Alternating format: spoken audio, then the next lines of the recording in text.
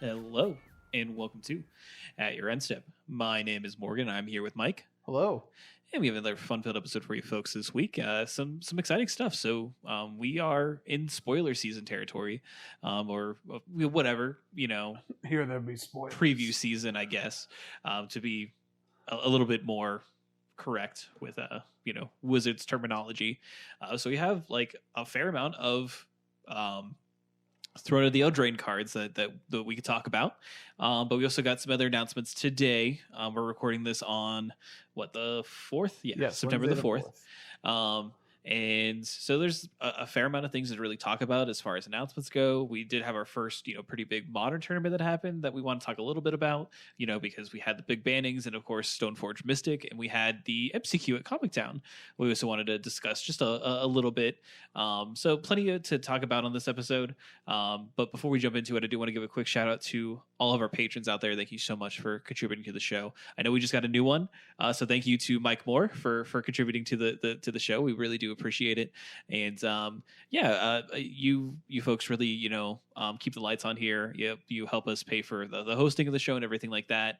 And it's been, super helpful to have you there and really, support the show in the ways that you do. So thank you so much. So let's talk about. Basically, this was like a big sort of announcement day, not just like a Throne of Eldraine sort of like kickoff. And it really started yesterday. We had this sort of countdown timer where we were getting cards every couple hours or so. It was kind of weird. It didn't make any sense. They had like a picture of a card and then a number, and it was counting down, but then there would be multiple sevens and stuff like that. I don't know. It was interesting. From what I understand, archetypally, it would have been 12 12s, 11 11s, 10 10s, 9 9s. But 7 magical drummers drumming. Yeah, I understand. So 6. But it wasn't. It didn't function. Piping. Yeah. 5. Lords a leaping.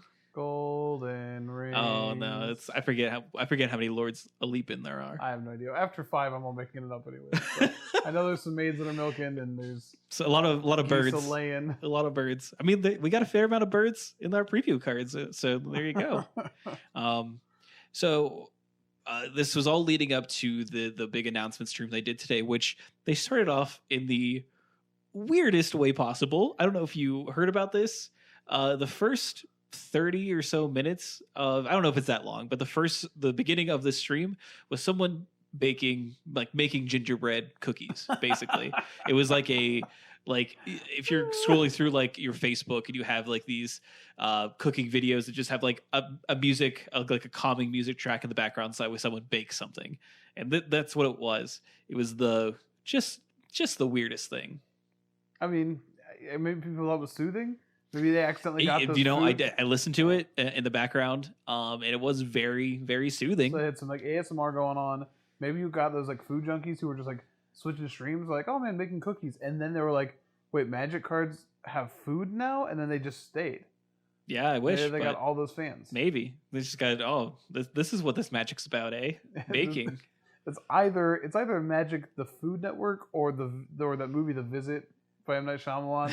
I don't know which one it's supposed to be, but it's probably closer to the Shyamalan movie. Sure. But during the stream, they had a bunch of different sort of announcements. They obviously showed off some more Throne of Eldraine cards, and they talked a little bit about everything. But let's focus on Eldraine first, and then move into some of the other things that were talked about. So leading up to this, we got some pretty big name cards, some pretty big story focus. Oh, another thing the book came out today. The book did come out today.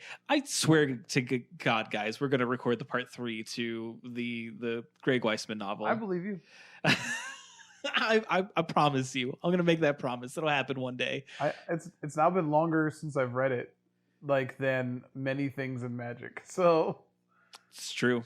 It's true. But I haven't downloaded this one yet, but I'm going to. So. Yeah, I've actually, for early impressions from people that I trust, say that it's actually good. So, like your father? No, like people like Vorthoses in the community and stuff like that on Twitter. The initial Twitter response from like people from the Vorthos cast and stuff like that said it was entertaining. They let the Vorthos flame to know that. Yeah, exactly. Gondor said. Correct. Up.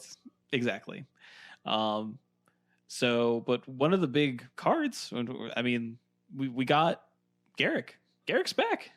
Hey. He's still sick. Yeah, he's some kind of huntsman now. Yeah, yeah. Oh. So the best part about all of the cards that we got during the countdown previews were were all very easy to identify tropes, especially if you are aware of Disney movies, because we got things like Beauty and the Beast, The Little Mermaid, yeah, just a bunch of different Goldilocks as No, Xmas Jackson Flaxen Waxen. Yes, Flaxen Invader is the actual name of the card, but these cards sort of their take on these classic fairy tales, and Garrett kind of fits into that because he's the huntsman, and I think he's actually pretty good. He's very interesting. So it's Garrick Cursed Huntsman, 4 generic black green, so 6 mana for a legendary planeswalker, Garrick. And he has a 0 ability, create 2/2 black and green wolf creature tokens with when this creature dies, put a loyalty counter on each Garrick you control. It has a -3. Destroy target creature, draw a card, and a -6. You get an emblem with creatures you control get +3/+3, and have trample. And it starts off at 5. Well, obviously this doesn't take up traditionally, but I mean, making 2 tokens and not losing anything is good. Like we know that is typically a good thing to see on a planeswalker, is making a token and not losing any sort of loyalty. I mean, look at Elspeth is I know that there were comparisons to that card in this facet. Obviously, not taking up is kind of awkward, but this card also theoretically can ultimate the next turn that you play it, which is very enticing.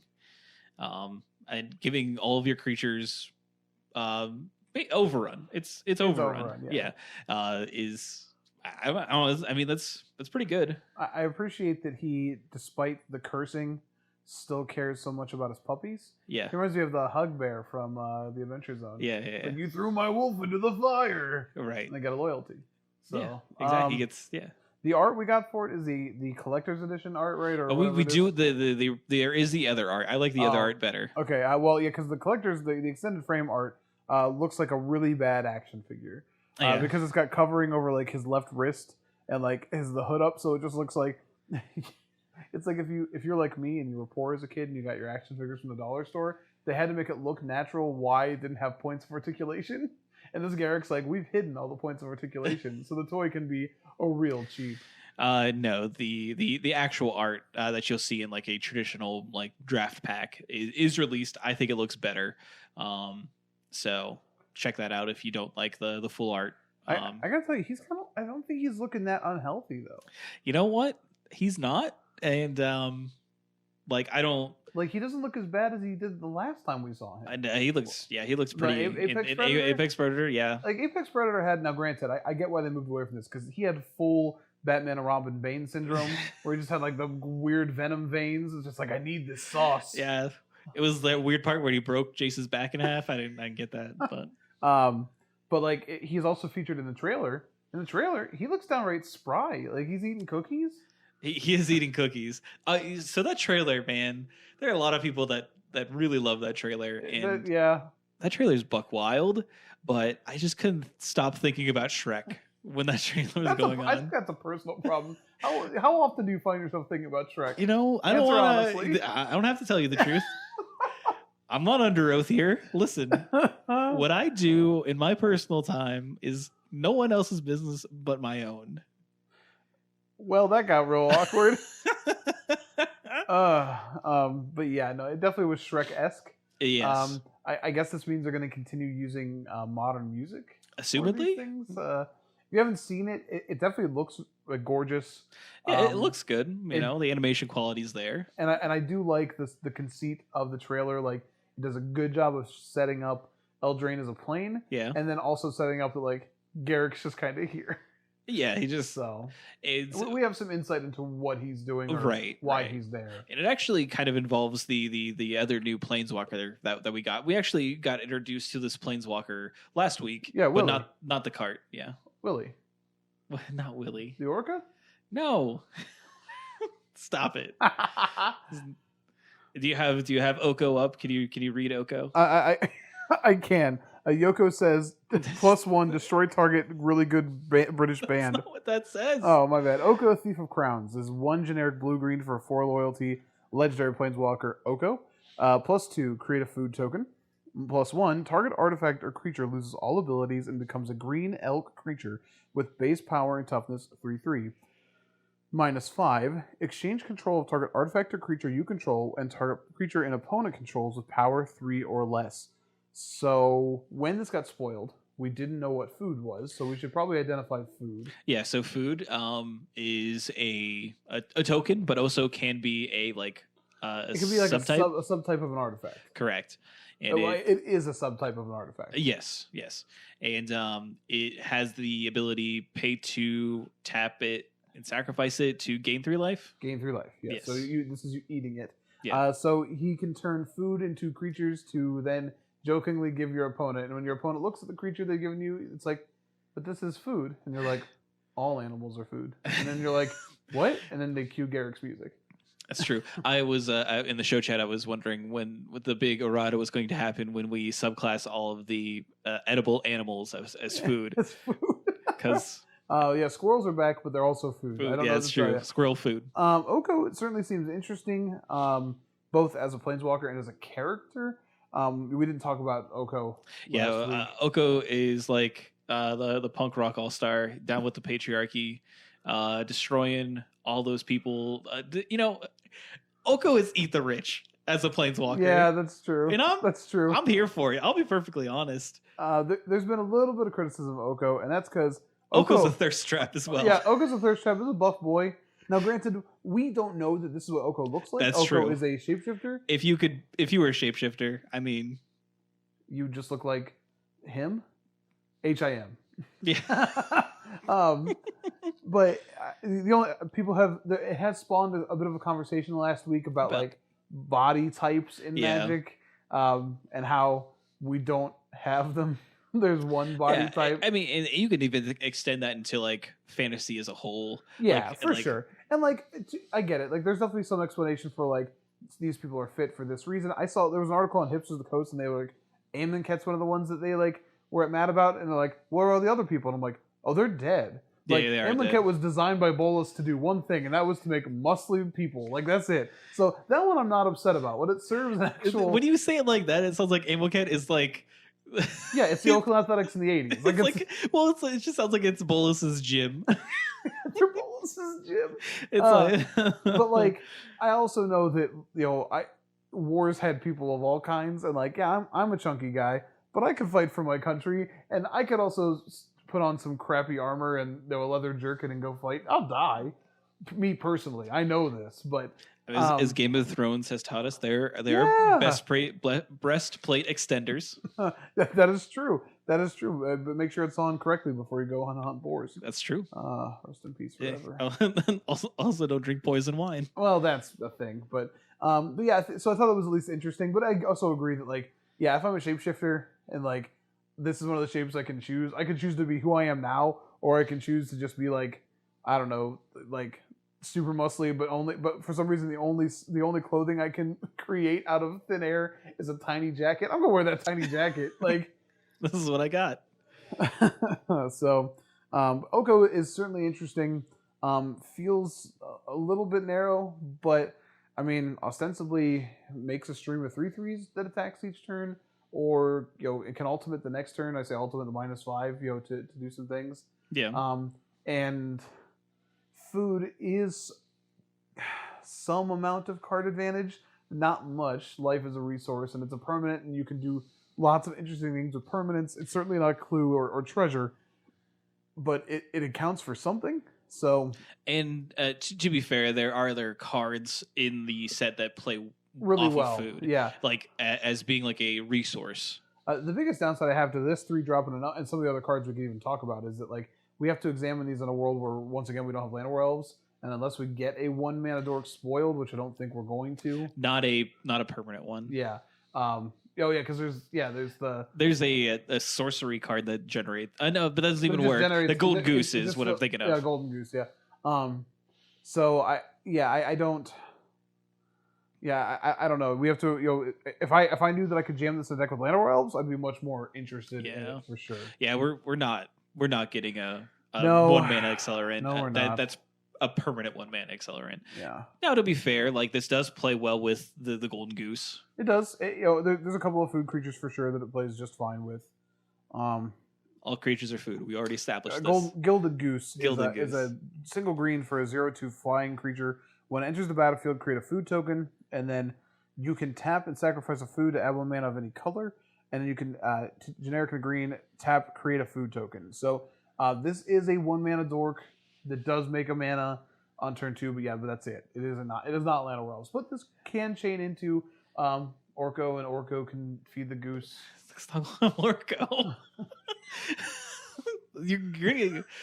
I don't know who owns He-Man these days. I don't know if it is Hasbro or not, but they're gonna come after us. I'm not gonna. Okay, I am a big Beatles fan. I can't in good conscience refer to Oko. I just can't. I can't. I know it's not Yoko, but I don't know. Maybe she could be a shapeshifter. I don't know. Again, I don't. I think now we're gonna get targeted by Yoko Ono's people. Yeah, probably. It's all right. Here's the thing. I think that like if she was a shapeshifter, that'd be really cool and impressive. I'm not using shapeshifter as an insult. I'm using it as like an awe thing. Okay, fair enough. Like fair enough. One of my favorite X-Men was Morph. Now he lost his mind there for a little bit, but like yeah, he had a bad time. He did. Maybe he became a planeswalker and he became Orko. You're the worst. Rufio? No. Okay, come on. He kind of looks like Rufio. Yeah, a little bit. If Rufio was allowed to grow up. Yeah. So. Oh, spoilers. Yeah. Yeah. Rufio and Domri had very similar character arcs, huh? Oh no, they did. They both got stabbed by British men. That's not true. No. Anyway, so we got some more like storybook cards, which are going to be the sort of special treatment that some of the I think all of the cards. Do all the cards? I think all the adventure cards. We should probably talk about adventures and mechanics. Yeah. We could jump into mechanics now. I don't think we need to talk about any of the other cards at this point in time. No, unless to illustrate mechanics. Yeah, themselves. we have plenty of time to talk cards, and we got a lot of. Again, they switched up a little. We got a lot of commons and uncommons to sort of build flavor, but. Yeah, we can definitely talk about it. Yeah, so the first mechanic that we do have is adventure or adventures, which are the sort of the storybook cards that we saw. The first one we saw was Flaxen Invader, which is Goldilocks. Flaxen. Yes, I can't. I will. I can barely talk. So. But the first example that we have here in the article is Beanstalk Giant, which is 6 generic and a green for a creature giant. And it says Beanstalk Giant's power and toughness are equal to the number of lands you control. But wait, it also has this weird other side to it that says Adventure. And it says Fertile Footsteps. 2 generic and a green, sorcery, adventure. Search your library for a basic land card and put it into the battlefield, then shuffle your library. So, and it says, then exile this card. You may cast the creature later from exile. So basically how this card works is it's a split card. It's a sorcery and creature split card. So you can cast the sorcery half and resolve the sorcery half and then exile it upon resolution. And then later on, the creature comes back from its adventure and then you have a creature. So it's fairly simple. Casting the adventure is what triggers the ability to cast the creature. Resolving the adventure is what triggers the ability to cast the creature from exile. So you're not just like putting these into exile somehow and then casting creatures from them. And you have to play the adventure. Oh man, I can pitch one of Force of Will. And then, you can't do that. You can't do that. That's an adventure. that would be quite an adventure. So you will have to potentially track these things. I don't know how often that'll be an actual concern. I don't know how often there will be things going to exile. Of course, we do have Leyline of the Void in Standard, but I don't know how much of our format's going to be graveyard-centric, so how important is Leyline going to be? There's a whole bunch of contextual questions that need to be answered before. And we still have things like Conclave Tribunal and things like that, but I should be noted. I don't know. We'll have to see also how many of these are playable. I don't know how many of the ones that have been spoiled so far are. That's true. Super playable just yet. So, I mean, I'm sure they will be fairly reserved on how these are actually like playable because they are pretty consistently like 2-for-1s. That is definitely true. So I imagine them being fairly reserved. You might have a couple of them that are playable, and then it's not going to be that big of a deal. I still have some questions about them. When we get the FAQ, then that'll make more sense. It says specifically when it's in your deck, it's only a creature, so you only get to know the sorcery side when you're actually casting it. But I do wonder what like CMC looks like on the stack, and even in play for the creature, right? Because if I cast the sorcery, there are 2 CMCs on that card. We just did a lot of shifting with those things. Did Aftermath work like that? Aftermath had the CMC combined, right? For certain things. For certain things, yeah. So I just want to know how the FAQ, I want to know how the CMC will work on this. I imagine, that's an interesting question. I imagine, if we had a sort of a Dark Confidant effect, because that was the thing with we had. I mean, we still, we won't have one. What Rune Raider? That rotates out. You're right. It's Ixalan. But I'm sure well, we could see another one. Yeah. And realistically, that'll need to be explained. Yeah, I just want to see the FAQ. That's all. So next up is Adamant. Yes. Which is if at least 3 of a single color of mana was spent to cast this spell, it enters with a +1/+1 counter or an effect, I should say. Yeah, it does the thing. So the color can be whatever it is on the card. So an example here is Embereth Paladin, which is 3 generic and a red for a 4/1 with haste. It has Adamant. If at least 3 red mana was spent to cast a spell, then it enters with +1/+1 counter. Yeah. And we see an example of a red one, 2 red ones, and a white card as well. Yeah. So I have to say, some things I've noticed from Eldraine, they bought a lot of WoW mounts. Because they're riding all kinds of things. This Embereth Paladin is riding like a big lizard. Could be a dragon, I guess, but... What are the name of the little lizard things you ride in WoW? I can't remember. Kodos? Kodos. I was going to say Kavu, but that's magic. No. Kodos, yeah. Yeah. Oh, I miss my great white Kodo mount. It moves so fast. Well, there's another card that's I think it's just exclusively in the Brawl decks, but it just looks like I literally posted. I was like, "You and the boys" before mounting up and raiding Orgrimmar, because it's like there's a cat and a big cat and a unicorn and some Pegasus. I don't know. It's all wild. Fun fact: I've never raided Orgrimmar because I've always played Horde. Oh, fair enough. Well, I couldn't say raiding Stormwind because they didn't have Horde mounts. They were fairly alliance. I agree. I had to go with the card art. Yeah, you're good. So Adamant though seems to be a fairly generic sort of functional mechanic, but we got one other bit of information. Yeah, we'll talk about that next and how that might play into Adamant. Yeah. I think something like Slaying Fire might be fine. Yeah, I think Slaying Fire might make it into the battle box with 2 generic and a red for an instant. It deals 3 damage to any target, so that's open fire, right? Yeah. But if you Adamant and pay at least 3 red mana, it deals 4 damage instead, which is kind of cool. Yeah. So. And the last mechanic is food. So. Yeah, well, I do want to mention Bake into Pie as the sort of 2 generic black destroy target creature, create a food token, so baked into a pie. Free pies for everybody. Yeah. And again, only all of these cards are going to be very reminiscent from Grimm's Fairy Tales, classic Arthurian things. So there's a ton of stuff that you'll be like, oh, and I get that. I know what that's from. It's exciting. So we also got the rest of the Brawl decks, so we know what's going to be in them. I think we know most of the cards. I think most of the cards were revealed. They were. And here's the thing. You can know them too. Yeah. You can actually play with them right now on Arena.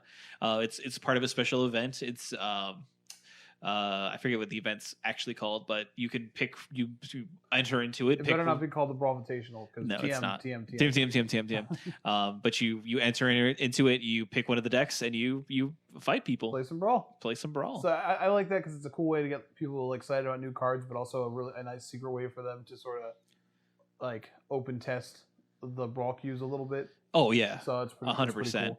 And the Brawl decks are definitely interesting. I don't know how much we'll talk about the precons on here, but it does seem that like as frustrated as I was by the Signet, most of the other cards are not that bad. We did get Command Tower, but I like Command Tower more than I like the Signet. Like Command Tower is the kind of card that I do like in every deck because it's a land. It doesn't really take up a slot like the Signet does. So I pre-ordered 4 before knowing what the lists were, and after looking at the list, I'm not unhappy about it. You got a Shock on the Temple in each one too, which is pretty. I mean, that's pretty good for sure. They talked about, they have an article. They talked about how they had outside people help develop the actual Brawl decks, which I think is pretty important. And the event on Brawl on Arena is the Brawl Court. Oh, nice. That makes sense. Yeah. I do want to say that out of the 4 Brawl commanders, my favorite is the Sweet Noble Dragon, which is another new creature type. Yes, Noble. Which is interesting because we had all this Innistrad, and we have like Falconwrath Noble. I guess that's going to become a Noble now. I would hope. So, but this is Corvald, Fey Cursed King, 2 generic and a Jund, so black, red, green, for a 4/4 legendary creature, Dragon Noble with flying. When it enters the battlefield or it attacks, sacrifice another permanent. Whenever you sacrifice a permanent, put a +1/+1 counter on Corvald and draw a card. So man, Corvald eats a lot of food. He's so hungry. He's just the hungriest dragon, and I just this is a good trope for me. I like this idea of just like the opulent noble dragon that everyone's got to feed. Oh, I think like this was definitely a man, right? Oh, you think so? Oh, Fey Cursed. Because he's Fey Cursed. He's definitely insane. A dude. Yeah, man. that guy done got turned into one of them dragons. Yeah, this is one of the ones I'm interested to see if there is like an alternate art one in the collector's edition. Like this is the one card that I'm like, ooh. That you might chase. I gotta tell you, I've mentioned to you, I've been watching the Dark Crystal prequel, which shout out to it's very good. But like this is a Skeksis. Like this is what it is. It's just like bring me food. Or apparently souls that you crack open like a Gatorade. Yes, it is delicious Glacier Freeze. Oh my gosh! Now I want. Why'd you do this to me? I need some soul lessons. I'm thirsty too, man.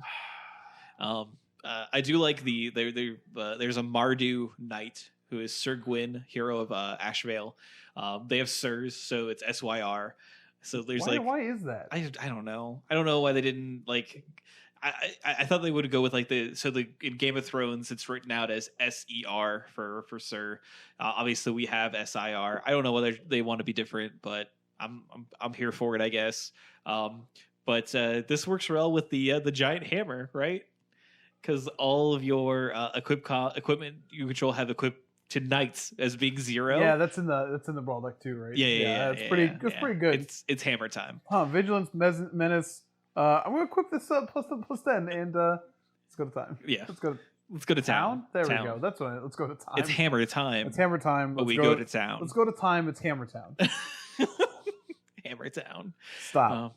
Hammer Town. I think like if you are interested in this to kind of get started with the getting into Brawl, I think this is a good place to start. Yeah, when you look at the mana bases there. I think this is where, compared to Commander, Brawl precons really can shine because those mana bases aren't bad. Oh. Like the 3-color ones, you're gonna want to get more shocks and you're gonna want to get the rest of your temples. But like a bunch of the lands are rotating out, so we don't know what we're gonna get in Eldraine as of yet. But like you're gonna be playing Gates, you're gonna be playing the gain life lands from the core, and they have those in there. So that does make me happy because I was worried about like. One, how expensive would they be? And they're in that $15 to $20 range. You know what I mean? I think I pre-ordered for like $65 or something like that for all 4. And they have solid mana bases. So I trusted Gavin when he said that to me at Gen Con that they were how they were going to be, and get on. They paid off. Yeah. So what other announcements do you want to talk about? Any other cards you want to talk about? I don't think there's any cards that I want to talk about. I do want to talk about the upcoming sets. Okay, so we got some announcements. So this was, like I said, a kind of a little bit of a mini announcement day. And let's see here. I'm going to pull up some pictures that I took because they don't have it on the website, which is... that was real weird. Just the best. But we got what's going to be the future of Standard. And unfortunately, we were a little bit right. We were a little bit right in like the easiest thing that we could have possibly called. So the next set is going to be a Return to Theros set. It's going to be Theros Beyond Death. So this set, they said in the announcement stream that it is going to be more focused on the underworld of Theros, which makes sense because we know that's where Elspeth is, and I imagine this is kind of where we get a finishing out of what we're going to do with Elspeth. Is she going to be rescued from the underworld, and kind of where that leads us? And I know, Mike, you kind of have some mixed opinions about Theros. I mean, like, Theros was good to me. I guess I shouldn't dislike it. That's true. That's true. Now Theros still as a block for storytelling still fell flat to me, and like I worry that like maybe they'll go about Theros differently, but we're looking at a top down set right now that is like, I mean, super top down. Like every fantasy trope, or like story, like fairy tale trope, we're getting sort of as a pure top down design.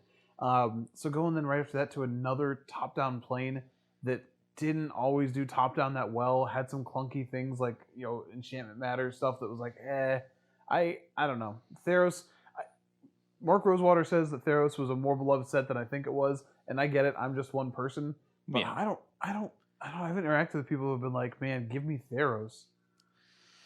Yeah, and maybe now, give me Elspeth. Don't get me wrong. Give me Underworld Elspeth. I'm down for that. Elspeth's great, but I don't know. So I told Morgan before the cast, if Koth is the one breaking Elspeth out of the underworld to take her back for help to New Phyrexia, then great. Yeah. But that's not coming ever, apparently. Koth watch, our watch is over. Well, that's what we're hoping. We've been so patient. So that's going to be in this winter. After that, we have Ikoria, Lair of Behemoths. So this is a new plane that we have not been to. It is described as a monster plane, and realistically, I'm thinking of that as like a kaiju. Kaiju, right? Plane. Like has to be. That's what I kind of get the feeling of. It has one of the apparently most buck wild mechanics that Mark Rosewater was saying.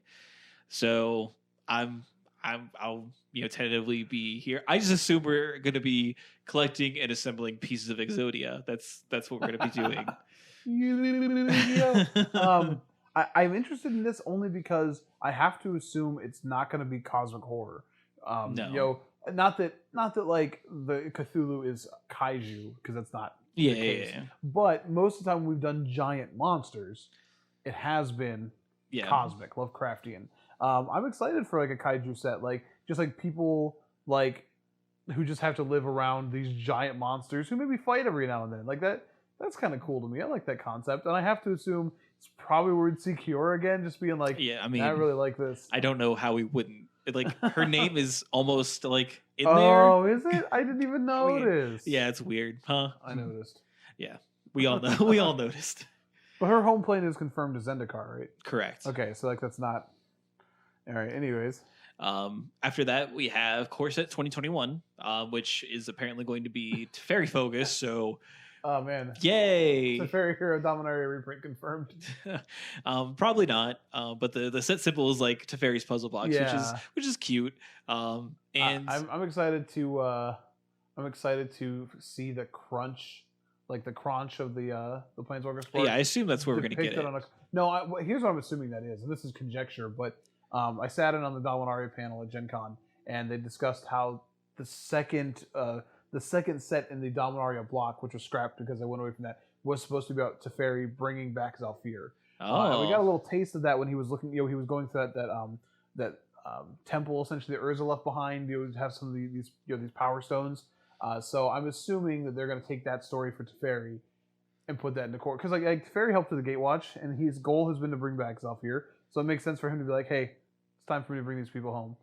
Yeah, I'm in for that. That set was also supposed to be heavily night themed, which I'm assuming they cannibalized a little bit, because like obviously Dominaria had knights, and it's awkward that they're rotating the set as we're getting a whole subset of knights in Eldraine, but that might be part of it. And I could see knights being a sub theme in the core set too to overlap with Eldraine. Yeah, I can definitely see that. The Zalfir knights are sweet. You're talking about maybe flanking. Yeah, let's get flanking back. I don't think we're gonna do that. I don't think so either. No. But. And then the last set that they've talked about, which is going to be coming, next fall when rotation happens again, is Zendikar Rising. and they described this as, we don't have Eldrazi anymore. They're gone from the plains, so this is going back to Zendikar roots. This is adventure world. Oh, I get it. And so he literally said, if you really enjoyed the original Zendikar, then the whole one set of it, then Zendikar Rising is going to be something that you're going to be interested in. I'm just being honest. Like, it went from Zendikar Worldbreak to Rise of the Eldrazi, and then we went back. We're fighting Eldrazi, so they're really romanticizing a set and a half essentially. Yeah, I don't get me wrong. I understand what they're doing, but I could see this being another time where they have to do the thing they don't like to do and give us fetch lands. Oh man, that would be interesting, wouldn't it? Because we'll have shocks rotating out, so Right. shocks will be gone. So mana bases aren't going to get too crazy.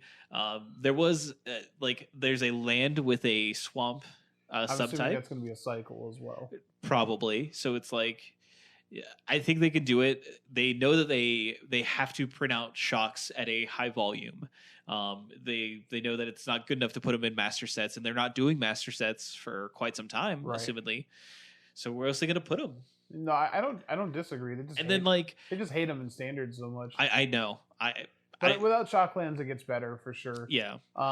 That's long time conjecture for sure. I don't know. I know we need to balance going to new planes with old planes. I'm sad we're not getting Kaldheim, like we were hoping. Yeah. But man, going back to Zendikar immediately does not feel earned to me. It has been 5 years. It'll been 5 years since we went to battle. Was there for 10 minutes. Like, Nissa goes to Dominaria and she goes, "No, I need to go back to Zendikar and heal it." And you're telling me from the time that she left Dominaria to go back to Zendikar to the time she's called back to Ravnica for War of the Spark, enough has been done on the plane. Hell, we see it in the core set because Yarok's there. Like, things aren't healed yet, but it's fine. Whatever. Big mana. I get it. Just, you literally gave us Karn digging up a nuclear warhead to take it back to New Phyrexia, and you're like, nah, we're still not going to go back there. Let's go back to Zendikar for a third damn time. Sorry. Darn. You get one. Didn't mean to do a cuss. I mean, it's fine, and like, it's just going back to these sets a third time before some planes have seen, a second time. I know Zendikar's popular, and I don't know. That's for them. If that's what they want to do, it's all great, but it makes me sad. I think Koth Watch. I will keep watch. Yep. I will keep my vigil. It's all right. Listen, we put the word out there to get some updates on Koth. For the Vorthos cast. Don't let us down, Brian. Yeah, Brian will hold it up. Don't let us down. He'll keep his word. He's part of Koth Watch. He keeps watch as well. We take our vows by the old tree. Yep. And still believe in the old gods. The old gods. I think technically the old god is Karn. I think the old god's Memnarch, and that's not great. Actually. That's not great. Can it be Karn? So Karn created, the whole thing.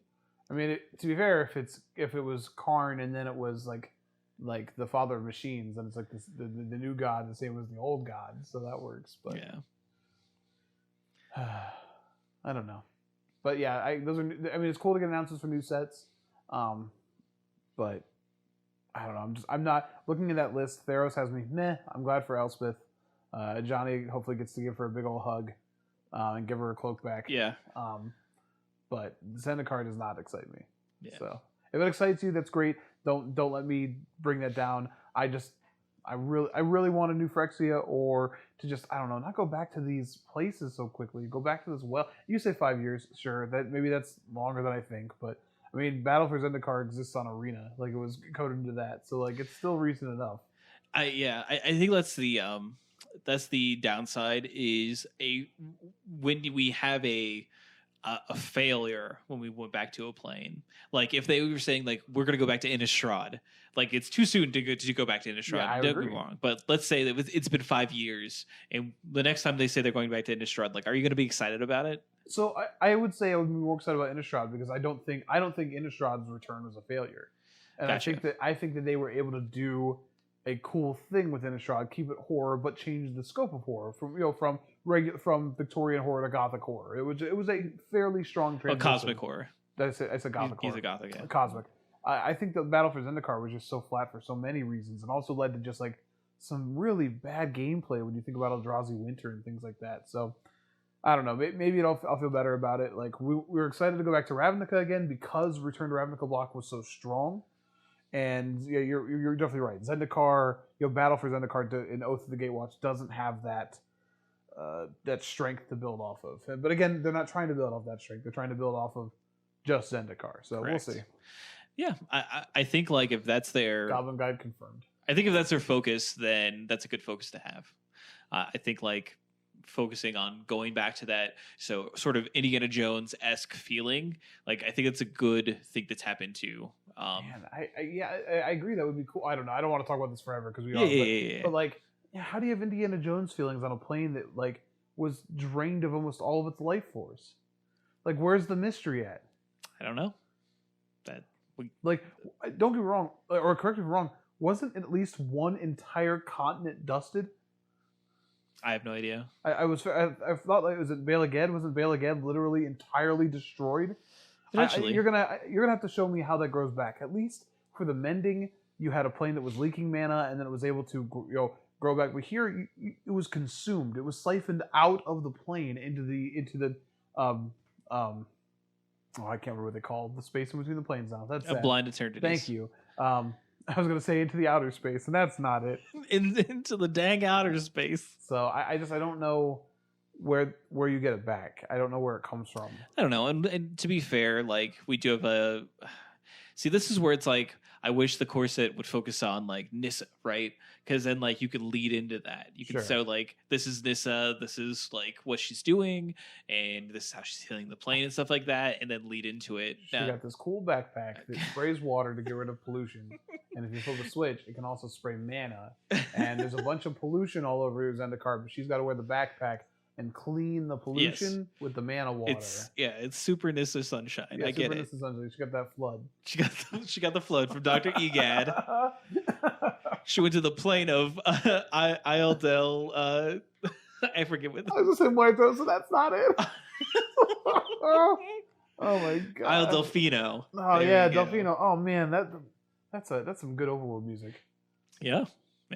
Underappreciated Super Mario game. Yeah, I've been talking about that one for a while. I need to play it again. Yep. Good so times. Magic cards, yeah. But yeah, that's all the kind of big and exciting, stuff that was happening within, Magic as far as like Throne of Eldraine stuff. New stuff coming out soon. What standards? Where we're going to be going in standard, and that's really, really, really exciting. So, I don't know. I don't think there's anything else, community-wise that we want to touch on at this point in time. We obviously covered a lot of stuff. Check out some of the cards that have been like officially revealed. A lot of them are really, really like cool and very flavorful.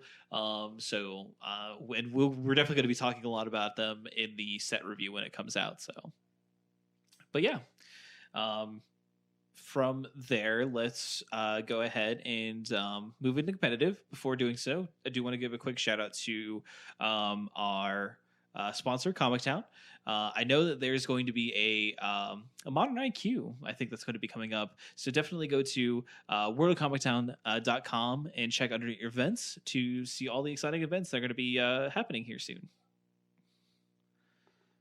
All right. Speaking of exciting events from Comic Town, so we played in one.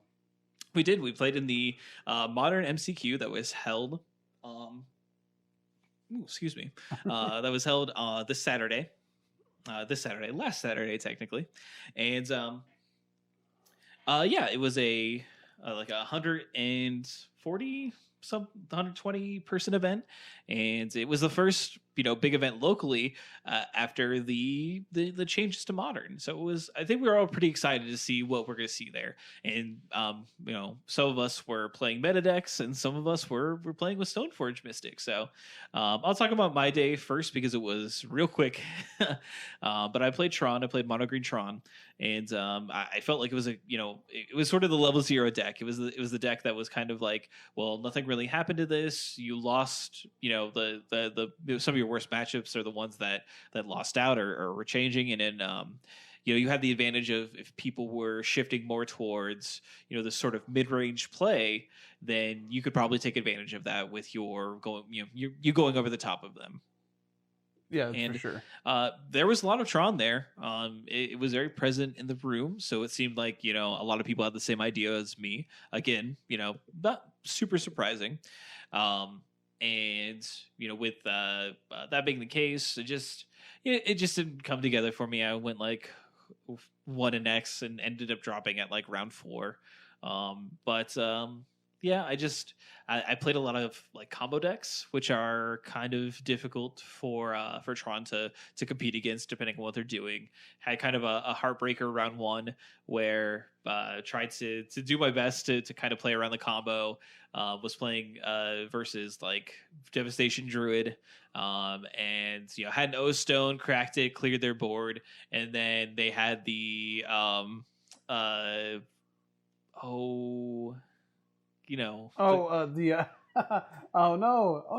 Yeah, it's tough. Postmortem lunge to bring back their Druid, and they had the Vizier, and they just were able to kind of all go off the entirety in that turn. So it's like cool, and it's just that deck can sometimes give you trouble depending on what they're doing, and ended up winning the next round, lost to the Mirror by like being a turn late on an Ulamog to lose to that, to die with literal like setup for Ulamog and Ulamog in my hand.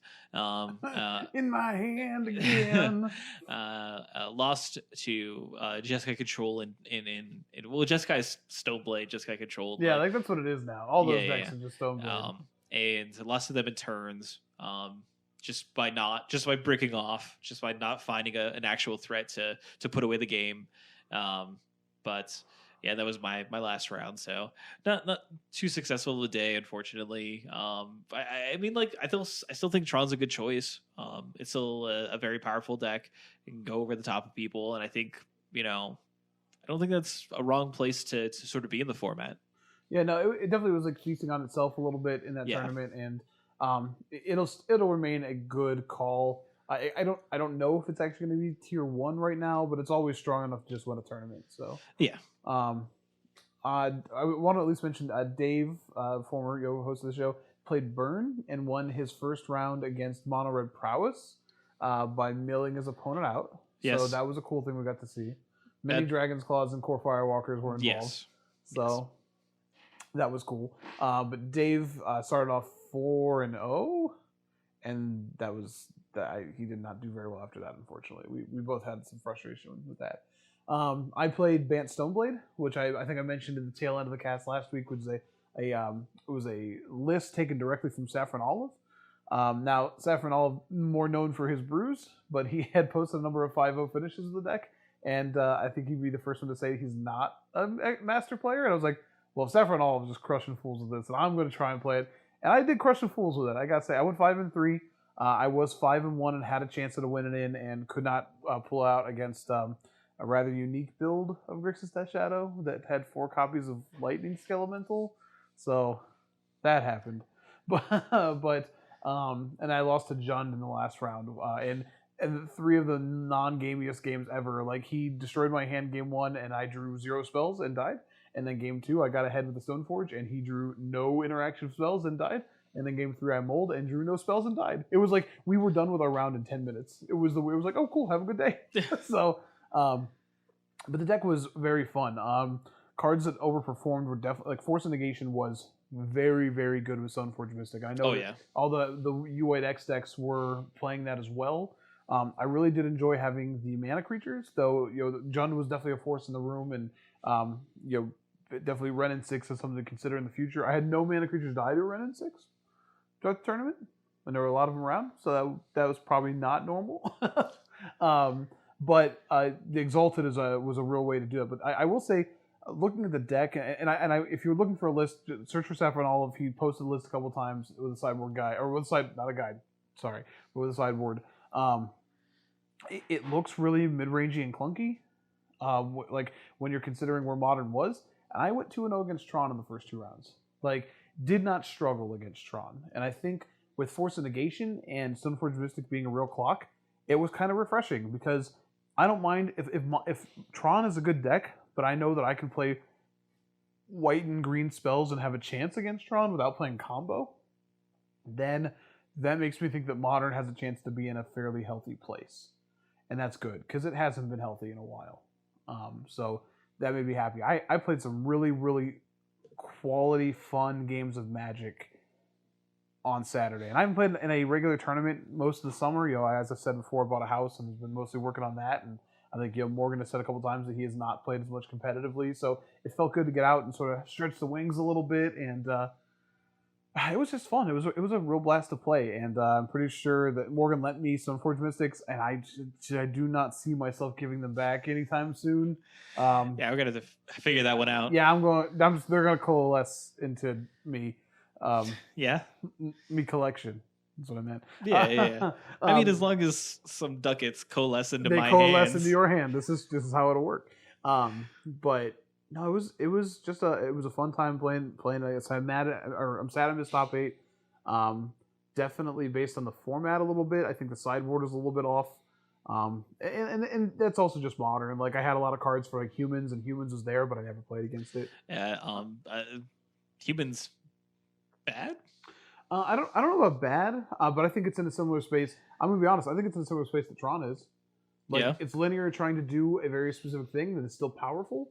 But man, like against like Tron, Stoneforge Mystic, like on turn 2, just gave me a clock where I can play a defense, because Blue Eye Control can counter all the spells that Tron does, but when they run out of counter spells, they couldn't consistently win the game. Yeah. Stoneforge Mystic changes that. It fixes that problem, and the same is true for Humans as well. The decks that can play a Wrath spell or clear the board, they couldn't always race what comes off the top of the deck. But when you add in, Batterskull, to be quite honest, well, then you give those decks a little bit of play. And Stoneforge Mystic is just a weird card because, like, for Humans, they can bounce it, sure. You know what I mean? But it gets around Thalia, as far as, like, Thalia's making things more expensive. And, like, bouncing it, unless you're going to win right then, it's not a great plan. Yeah. Because there's going to get a sword now to go with it. That's true. So I think Humans is still strong. I think the problem for Humans was that at least at our MCQ, we'll talk with the Open here. Jund was well represented, and I wish that I had some Celestial Purges in my last 2 rounds. Like, it felt like that was a big gap in my board, is not having some number of Celestial Purge or way to deal with just I getting attacked by a Gurmag Angler, or a Death Shadow, or Ren and 6, or Liliana the Veil, because against Grixis Death Shadows, where Force Negation for the first time felt not great during the day, because their bigger creatures those were the things I wanted to counter when I was tapping low and I couldn't. And then like against like Jund, like you want force for some of the mana or for some of the Planeswalkers, but you need balanced cards that aren't purely reactive. So I definitely play a little bit different sideboard. I would not play the Sword of Shadow or of Sinew and Steel if you look at that. It's too cute. It was too cute for sure. I played against 2 other Stoneforge decks and went 1-1 against them, and I boarded in Sword both times, and multiple times like I used it as a counterspell bait, or I just didn't search for it. It was just it did not feel like the right card. Gotcha. So, Snow stuff was cool though, and I liked playing the Codal. That was nice. It was good against Death Shadow as well. Oh yeah. Just being like, hey, here's just like a death touch threat. Yeah. So cool. Yeah, I do. So let's like walk into talking about Dallas then. So there was the Star City Games Open in Dallas, and it was Modern, obviously solo Modern, not team Modern or anything like that. And it was won by Harlan Fear playing 4-color Wurza, defeating Dylan Donegan playing Burn. And I don't know if they played. I know that Dylan Donegan had to catch a flight, so. This is definitely how the tournament results were printed out, but I don't know if they actually played against each other or not. But rounding out the top 8, we have Titan Shift, piloted by Ross Miriam, Grixis Death Shadow, piloted by Russell Lee, Burn in both 5th and 6th, piloted by Zan Syed and Collins Mullen. 7th was Rakdos Midrange, piloted by John Lim. And then lastly, Sam Birkenbile playing Mono Green Tron. I should point out that Zan Syed, Collins Collins Mullen, sorry, but and Dylan Dolligan are all on the same team and their play team the exact Lotus same, Box. Yeah, and they played the exact same 75 for Yeah. Burn. So there is some people. I know that the Arena Decklist podcast was like, I don't know how people would be playing Burn this weekend, but it was successful. It preyed on the. It definitely knowingly preyed on the decks that were trying to beat the Stoneforge decks. Yeah, like for sure. If you like you said, if Tron was a tier 0 deck or level 0 deck for this weekend, then Burn makes a lot of sense. But same for Jund. If you think that Jund is play some Burn. It's pretty interesting. And I think even some of the Stoneforge decks. I played against Burn and I beat Burn, but I mean I beat Burn by the skin of my teeth.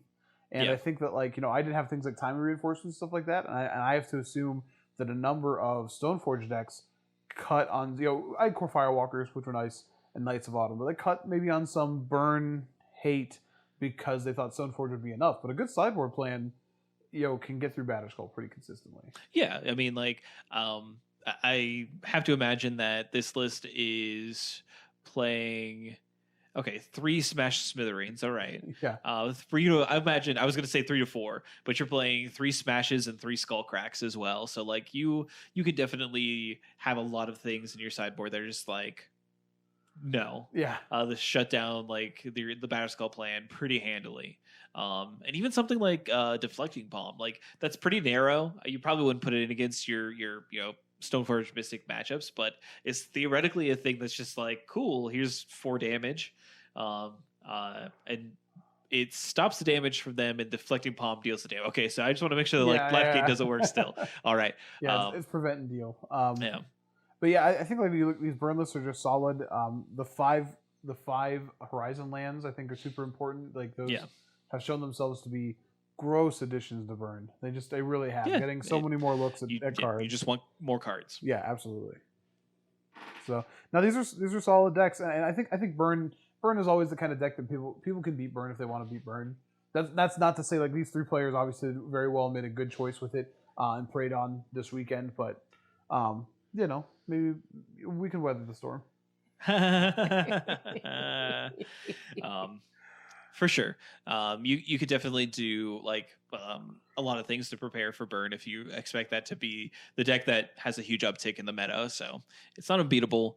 I think the deck that kind of surprised me to see kind of being successful and doing well and being a deck that's not necessarily very popular is Titan Shift. But it's not the deck I thought you were about to say, but go ahead. It's just that, it's kind of a big mana deck that fell out of favor really, really hard. And it shows up every once in a while and goes, hey, I'm doing stuff. But this weekend definitely seemed like a good weekend to be I am going to be playing just this pretty linear combo deck. I'm going to be able to pretty consistently execute on what I want to do and not care about what you're doing for the most part. I do definitely think it's kind of weird to see this deck and it's specifically being very good at dealing 17 damage, 18 damage, and then Batterskull being in the format or incidental life gain. Now, most of the time you might be doing that before Batterskull is ever irrelevant. So, and not to say Rustmere played 4 lightning bolts, so it's you had interaction as well. Yeah, and historically, people were talking about this.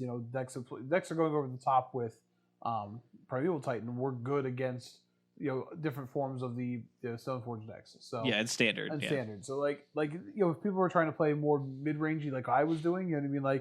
I didn't get to. I'd have to play against Titan Shift any rounds, but looking at this list, I would be glad that I had Force Negation. But once again, it offers when your combo piece is a creature, it gets trickier for that deck to deal with. So you can path it or whatever, but it gets trickier. So I'm not super surprised at this. I do think that either Titan Shift or Amulet are going to see an uptick in play in the next couple weeks. Yeah. So I mean, I like the deck. I like it a little bit better than Tron. If you want to play a big over the top mana deck, I think that you might lean towards playing this because you can sideboard against a lot of different kinds of decks and strategies. You can play Damping Sphere, Rust in his sideboard. You get access to red cards, which is pretty important. Right. and you get access to like lightning bolt, and maybe that's not as important as some people might consider, but No, it's like important. it is like it's that piece of interaction that you can have to shut down a stone forge, or have a little bit of extra reach, and just close out a game. So but yeah, I like a lot about what this deck is doing. I've played Titan Shift before in various tournaments and stuff like that. So I'm definitely a fan. If I had to play a modern tournament sometime soon, I might consider playing this deck for sure. I wanted to point out the Field of the Dead being a new addition to these lists, which is really cool, and it gives you a just another option to win the game. Right. And I think like that's a fairly nifty addition to these lists. So yeah, it's kind of like, I can scape shift, but I can't. Maybe I'll ultimately kill you, but I can't make all these tutus in addition. It's for if they have like Witchbane Orb or stuff like that. I was like, it's there for something. I know they talked about it a lot. Leyline, right? Or Leyline, exactly. Yeah. So that's just like a great new avenue for this deck to kind of pursue to win the game, and I think that's a really nifty addition. So, realistically, this deck's not that expensive. I mean it's not that bad. Honestly, a couple of these decks aren't that bad. If you look at Burn, for sure, or well, I guess I'm looking at Burn again. The deck I was surprised about was Grixis Death Shadow. There were two. I think there were two total copies in the top 25, but one in top 4 here played by Russell Lee. And I thought it was kind of interesting. You see a return to, like, there's a Jace Vryn's Prodigy in here, but otherwise it's a pretty standard list. A lot more Fatal Pushes than Lightning Bolts, which if you're considering Jund and like Stoneforge and things like that. And also it can kill the Germ token pretty consistently. But I was surprised with this because I did not think this deck was well positioned. And like I said, I lost to it playing for top 8. A little bit different build. So the Lightning Skelementals being there, but I was sort of surprised because like I don't know. I don't know how well this deck is still situated in the meta. But it'll be interesting to see because here's like I like Grixis Death Shadow. I have that deck, so if it's good again, then like that's cool. It's like having more playable decks. But I thought it was interesting to see. So yeah, I know that one of the tournaments over the weekend on Magic Online, the finals was definitely a Grixis Death Shadow mirror. Yeah, it's kind of so crazy. It's like I think the death of that deck or that archetype is a little bit overblown. It always is like that, but it's always not as bad as you think it is. But it just I don't know. I will say I saw Plague Engineer do a ton of work out of the sideboard of these decks at the MCQ, so that helps as well. We should at least mention also the Rakdos Midrange deck by John Lim, because this seems to be like a progression of what Mardu tokens, Mardu Pyromancer was. Now that we don't have Faithless Looting, these creatures are interesting. 4 Dreadheart Arcanist, 4 Seasoned Pyromancer, 2 Hazoret the Fervent, 3 Bedlam Reveler, 2 Chandra Acolyte of Flame, which is the 3-mana Chandra, 3 Liliana the Veil, and just a ton of spells. Also main deck Blood Moon. So this is definitely like this is what Mardu Pyromancer becomes, and this is kind of cool. Yeah, just playing a lot of cards I like. Man, I love casting some Hazoret. Let me tell you. I mean, who doesn't? Nicol Bolas. Probably. Yeah. Spear. This is one of those decks that's like, it's so expensive. I couldn't, like, unless you owned all these cards already, then it's like, oh no, sure. I was just saying, if you had Mardu Pyromancer, you could play this deck and not feel too bad. Yeah, sure. But yeah, I don't know what to tell you other than that. Like, sorry. Yeah, here's another Black Cliffs deck. Here's that. All the other decks that you want to play with it kind of got banned. So that's Jund. Yeah. Looking around the top 25, there's a couple other interesting lists. There's Orzhov Smallpox in 11th place, or sorry, 9th place. Yeah, which is a Stoneforge. Like it's a Stoneblade deck. That is the highest placing Stoneforge deck. I mean, obviously, we didn't see a Stoneforge list crack the top 8, and I think that I don't know if that's surprising to people or not, but I mean, there's 3 of them in the top 16 though. Sure. So like, it definitely, I think this was a good showing for Stoneforge. Like both the tournament I played and what we saw Magic over the weekend. Like, I think that got to give some credit to Shaheen Sarani. He was talking for a long time that it wasn't too good, and it looks like it's going to be playable. and not too good. Now, granted, someone could find the deck list, but I'm Still excited for early. that. I'm excited that if it's just another deck that's good, because that gives me hope for Splinter Twin, because it could just be another deck that's good. Leave me alone. You know. Leave me alone. They can't. Leave me alone. They can't. They Morgan, not my real dad. They let Splinter Twin's cellmate go, which was Stoneforge Mystic, and someone's got to be in that cell. That's fair. There's a Merfolk list in 19th place, and they have me thinking, man, I wonder if we're getting the Zorius Merfolk list, because Merfolk with Stoneforge Mystic sounds kind of fine, actually. Yeah, maybe. And you can play the Mariner, the Changeling. Oh yeah, in blue-white. So you sure can. There you go. Corbin Osler, like that's for you. And we definitely have to mention 22nd place Allie Warfield's deck, because she had a pretty good tournament run. Yeah, she had a bit of a heartbreaker towards the end of the day. So like that's rough. But she was definitely the winner of social media for the tournament. Yeah. So also I mentioned this in our Discord, but like after we saw what food was, I immediately saw her tweet, and she was like, "Well, now I got to win the invitation to become a food token." I was like, "Yes, of course, it's what you have to do. It's so perfect." So it is perfect. But yeah, she played Celestia Eldrazi, which is a list that was suggested by Ryan Overturf in the What We Play column on Star City. Yeah. And this deck is definitely wild. It's very reminiscent of sort of the like Bant Eldrazi a little bit because of like some of the creatures you're playing, along with like Eldrazi Displacer. Right. But you're also like playing just a bunch of different stuff. You have like the Karn package in there as well, so you get to attack your opponent on a lot of different angles. So you get to play the Karn, the Great Creator, and protect it with your lower cost Eldrazi's, and potentially win the game that way. You get to play Stoneforge Mystic and go for that angle, and sometimes you just get to beat them down with Reality Smashers. So you have a lot of different ways that you can go about winning the game, which I think is pretty cool. And like you can switch plans on a dime, which I think is important. Like Ancient Stirrings here is very good, but also like it's the fake out of the century. Oh my gosh! Man, just like you get that Karn the Great Creator and flash it to them, and you're like, okay, cool, and then like they hold up, like their force negation, whatever. And you're like, actually, I changed my mind. Here's Reality Smasher, and they're like, but or just like the Rubbins and be like, cool, Thought-Knot's here. Yeah, right. Get them. So it's pretty great, and even like you're playing a bunch of these kind of these equipment that are okay targets for Karn the Great Creator's tick up. Just like, I'll take it for 4. Yeah, I'll take it for 5. I mean, so I really like this deck, and she obviously did pretty well. So yeah, but it was a unique one. I don't know why I'm celebrating a Eldrazi deck, but it was cool. It was like a bunch of great taste and taste great together. It just reminds you of the good Bant Eldrazi, man. So yeah, much. I just I mean, this is just rebuild it and put Stoneforge in it. Yeah, sure, go for it.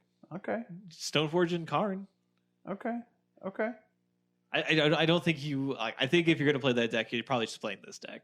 Yeah, it's probably true. I don't think you need Drowner of Hope, though. But I want it. Though I do have to say, Stubborn Denial sounds pretty great. Yeah, not wrong. So got a lot of cards that make that a real thing that you can do. So just saying. Yeah. So. You want to take a quick look at the Classic? Yeah, so the Classic was won by Dredge, which is why we should probably take a look at it. Yeah, definitely like Dredge, but didn't they ban that deck? Nope, they did not ban Tome Scour. Yeah, so. You can't ban Dredge, man. Dredge exists. So Dredge just shifted a little bit. So they're playing 4 Tome Scours, which is obviously worse than Faithless Looting, but it still gets the job done here.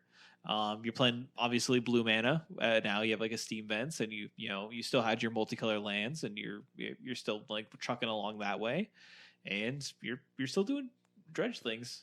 If anything, you can now cast maybe your Narcomoebas and Prized Amalgams a little bit easier, just the slightest bit easier. But yeah, you can't ever count this deck out. No. They have it. They like it in the format clearly, and it's still going to be a thing that exists. But even changing something like Faithless Looting clearly shows you that you can't like be assuming that like you're just still gonna have to not worry about Graveyard Hate or something like that. Right. Like it's just always gonna exist. So, but yeah, it was piloted by Jake Perolez. Yeah, Peralez probably. And then sort of the rest of the top 8 here is Eldrazi Tron, then Burned, Jund, Titan Shift Jund, Orzhov Stoneblade,